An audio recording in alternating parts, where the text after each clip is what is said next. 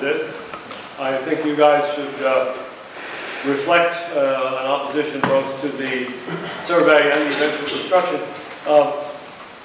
I am perhaps not obviously, but I'm a great supporter of economic development, and I agree with the people who say that this county has suffered over the last 75 or 80 years in terms of loss of population and loss of gainful employment. But I have not heard or seen any credible suggestion that this construction project will promote any long-term or beneficial economic development in the county.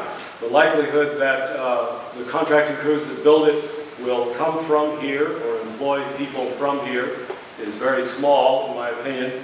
One of the Dominion representatives at the last meeting mentioned things like pipeline operators. One of the reasons pipelines are economically preferable to trucking for hauling things is that they don't need a lot of operators. It's just a pipe. I have seen no credible suggestion that there will be a benefit here. Some people, Mr. Burns, for whom I have a lot of respect, referred to the importance of natural resources development and gas for the whole country. I submit that you guys sitting here are here to protect the interest of Pocahontas County. There are federal agencies whose charge it is to look after the interest of the country that will pass on this after we add our drop to the ocean of comments on it. I respectfully suggest you guys should focus on what's good for Pocahontas County and people here, not the whole country. One person suggested that gas transmission is important for cleaner air, and Mr. Balog made a point that I made at the previous meeting, that because this pipeline will interconnect with a pipeline which in turn goes to a deep water port of Hampton Roads, it will be the obligation of Dominion to its shareholders to sell the gas, if it has control of the gas, which maybe it won't. The gas will go to the highest bidder. Historically, energy prices are higher almost everywhere else in the world than they are here. The likelihood that this gas will be available for domestic consumption, either to improve our reliability of supply, to improve the prices, to clean up our air, I think is very small. It's going to follow the highest bidder. I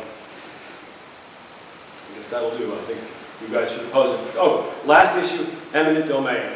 You guys, if government has a legitimate purpose for all of us, is to protect the rights of the people. Tagging along with this project, if it is approved by Federal Energy Regulatory Commission, is the power to seize people's land against their will, and without their approval and compensation.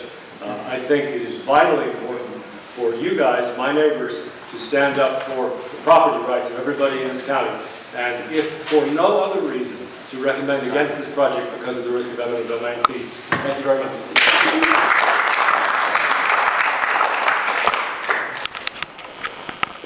The name on here, we can't make out. That's me. Okay. Oh. I'm an English teacher. Looks like a doctor. The doctor. Yeah, thank you. I want to yield my time to Bob. He's got some answers for us. I asked him to provide me a copy of the alternative route that comes down 219 right smack dab through Marlton. He didn't do that, but I got it anyway.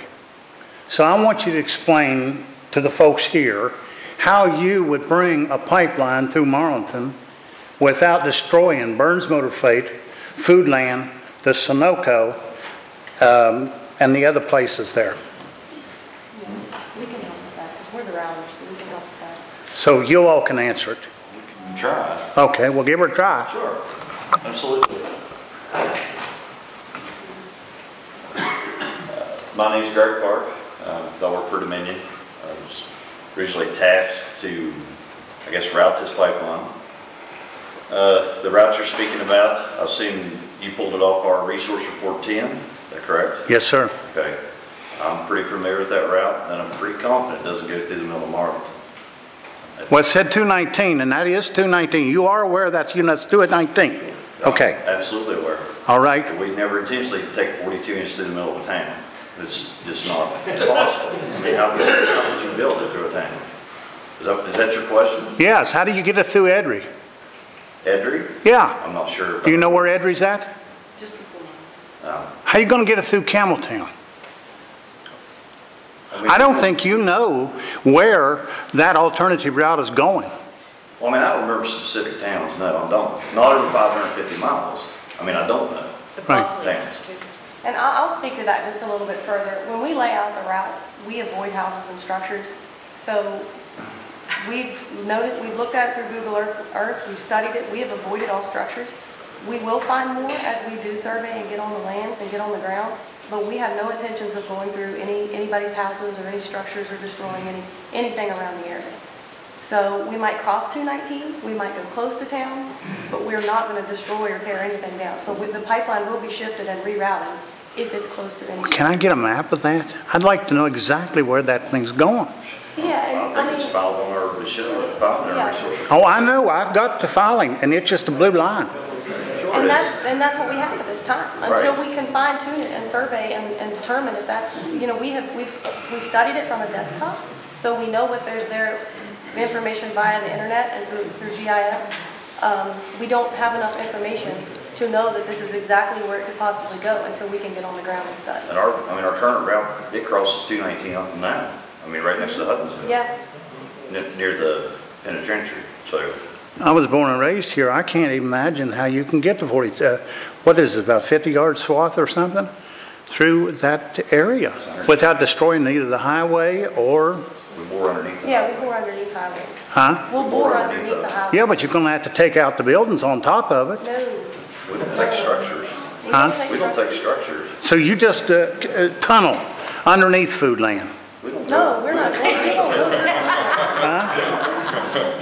Evidently, we need to look at a map because I don't remember ever going through any buildings or anything like The that. routes that we have laid out avoid all structures at all costs. If there's something that we could not see from a desktop analysis, when we get out here, the route will be shifted to avoid any structures.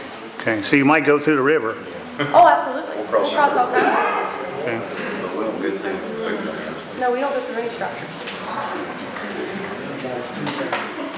I kind of thought tonight we were talking about the main route that we were either supporting or not supporting.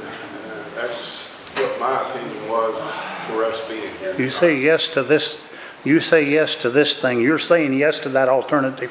They haven't ruled it out. Well, they may have not ruled it out, but we do not have to support an alternative. Well, then would you put it in your letter that you do not support going through Marlton on 219? That's it.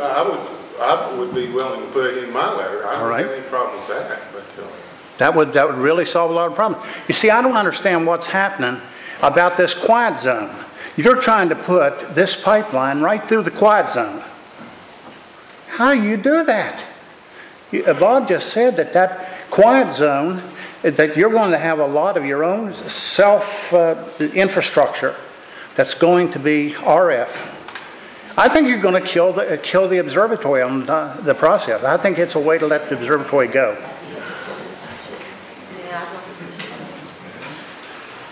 Mr. Alderman, do you have any more questions? No, that's all. And this man did an excellent job. And you too, ma'am. And Bob, thank you for helping. Sherry Rattler.